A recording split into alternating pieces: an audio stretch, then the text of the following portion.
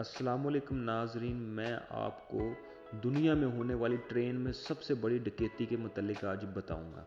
ये मंसूबा कैसे बनाया गया, इस ट्रेन में क्या था, ट्रेन को कैसे रोका गया, पुलिस को इसके बारे में कैसे पता चला, डकैतों के साथ क्या हुआ। ये 8 अगस्त 1963 की बात है जब एक ट्रेन ग्लासगो से अपने सफ़र पर रवाना हुई। सुबह 3:30 पर डाकुओं के एक गिरोह ने इसे रोका और वो 26 लाख पाउंड की दौलत ले उड़े। 60 बरस कबल 26 लाख पाउंड की आज की मालियत 50 लाख पाउंड के बराबर है।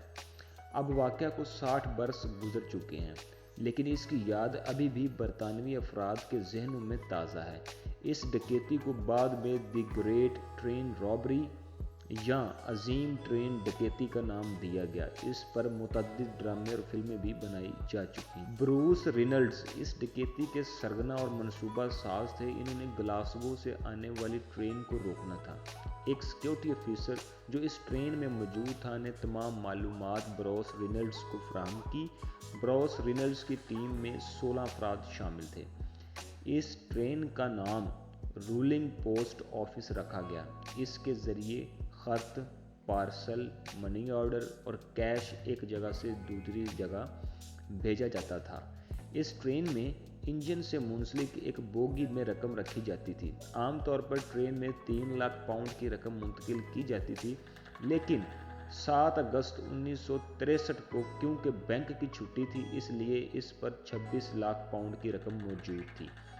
डकैतों ने पटरी पर मौजूद सिग्नल को ग्लव्स के जरिए ढांप दिया और बैटरी से चलने वाली सुर्ख लाइट्स के जरिए ट्रेन को रोकने का इशारा किया।